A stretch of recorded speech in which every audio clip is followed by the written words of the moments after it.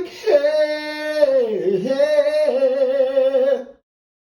Lick it. Hi. So the point of this channel, my beautiful brown and black faces, is to. This is so hard. The point of my channel and making my videos is to uplift brown and black faces of the African American community, because we're often, pushed to the side. Colorism does exist. Colorism with people who have lighter skin of me, who are in the black community, it does exist, and there's a hierarchy. People tend to think that my skin might be lovelier than somebody else's, or someone who has lighter skin than me might have lovelier skin than, people with darker skin. I personally don't feel that way. I have a great admiration for noir skin. If it bothers you that I use black as my identification, I'm not sure what to tell you, because that's my label. I appreciate all the love, and I know I can't single out all the hate and respond to all the hate. I'm gonna respond to the love too. Okay, so I just want to remind everybody that this page is for positive vibes. This is for us to not fight. This is for us to uplift each other, and I hope to continue doing that. The last thing I wanted to say was, in the white community, by my parents, they've been upset that I didn't identify as white, considering that I was raised by white people. I'm 50% white, just like I'm 50% black. They were offended by that, and some other people were too. But at the same time, I get laughed at the idea of me being white, because I don't look it. I don't have that experience. Same as black. When I identify as black, I get comments like, I'm not black, I'm white, or that I'm an Uncle Tom or something. So it's like I can't identify as either. And when I identify as biracial, I'm accused of erasing my white side or my black side. So it's really a lose-lose situation. I still need a label. And how I identify is my business and my business alone. So I hope you guys can respect that going forward. You're free to argue, of course. But you guys have a good day, okay? And spread some love.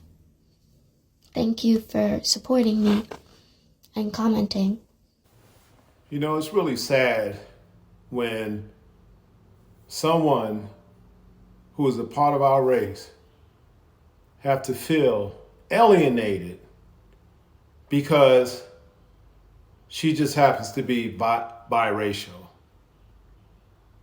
Now, you know, and most black people know, that when someone is biracial and they have part black and part white, 50-50, usually they tend to go on the side of black people because, sorry to say, in most cases, white people will not accept someone who looks like her, even though she is part white, but they will not accept her as being white. And I really feel bad for her because the simple reason she's in her own painful world. You know, she explains that she's biracial, and because of that, she gets flack from the white side of her white side, and she gets flack from her black side. Now I'm talking about the people. Did you hear? She said that she's been accused as being an Uncle Tom by her own people. And at the least, the whites in her family were disappointed because they wanted her to grow up as, well, she grew up in a white environment. She grew up in a white, as you can see, you know what she's saying, she grew up in a white world. But she didn't feel fit, that she fitted because of the simple reason that she has a tone, a color tone to her skin. But they were disappointed that she didn't want to live like, at least she had that. But still, she said that she gets flack from both sides. Now, I know she's talking about people in her generation. This is a sad, sad story. It really is. I never knew that biracial people, particularly black and white, who are black and white, go through this. You know, it's so sad. It shouldn't be a problem of her going to either side because she has that right. If she want to be more affiliated with white people, that's her right because she's part white. If she want to be more affiliated with black people, that's her right because she's black. She's part black and part white.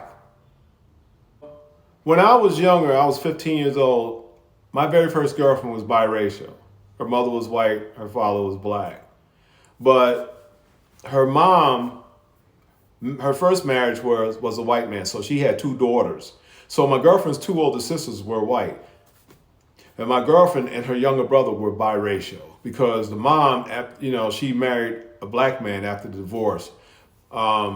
And we used to have a good time. I mean, there was none of this, and you know, and they lived in the neighborhood, black neighborhood, but it was, you know, it had some whites, but whatever. But nobody was like, hey, you know what, you're this and you're that. You know what I'm saying? I mean, she's getting tortured by her own people. She's getting tortured from both sides. And I'm talking about, again, in her generation. And first of all, if people would do their research, they would learn that, you know, they use that name Uncle Tom so freely. If they would do their research, they would learn that Uncle Tom was actually a hero. But the script was flipped by the ones, you know, who were in charge of things and stuff like that to make him look like he was not. So it was Sambo who was the turncoat. It was Sambo who was actually what we depict as an Uncle Tom. But Uncle Tom was a hero. But anyway, getting back to this young lady. My heart just bleeds out to her, and my heart bleeds out to any biracial person, whether they may be part black, white, maybe Asian or black. You know what? It seems like any biracial that has black in them, it seems like there's a problem. Like, you know, I've seen biracials that have part white and part Asian, part white and part any other nationality, and they blend in well with the white community. I mean, there's no problem. Why is it, you know, like during the Vietnam War, I was very little child then, but I watched a documentary on how, like, a lot of soldiers that went over there, black soldiers, left a lot of babies over there. And they wouldn't allow the soldiers to get married and bring their wife back, is what I learned. They allowed the white GIs to do it, but not the black soldiers. So they left a lot of mixed babies over there, just black soldiers, right? And even their own people, the Vietnamese people, discriminate. They discriminate. Those offspring that were left there, the Vietnamese biracial children, guess what? They were discriminated by the Vietnamese people. They alienated them. They alienated them just for the fact that they had black blood and they were part black. Well, ain't no such thing as black blood. Blood is blood. But you know what I mean? It's amazing. Now, getting back to, you know, I didn't want to get off of this young lady here. But what I have to say is that, you know, for you people out there and the ones who are glorifying light-skinned black females, you know, the guys and the black sisters out there, if some of y'all happen to be black, light-skinned females because you feel that they might be getting all attention from the brothers, hey, guess what? Not all of them have it made. You see what I'm saying? You just never know what's going on in a person's life just by looking at them. You can look at them and you can judge. And then the problem is, in this world, too many people act like they're God. Only God has the right to judge anyone.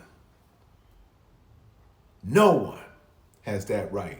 And remember this, There's a saying that goes, when you're pointing one finger at somebody else, there's two pointing them right back at you. Try it. Use your pointer finger. Point your pointer finger out and look at those two fingers below that pointing finger. What direction are they pointing in? Huh?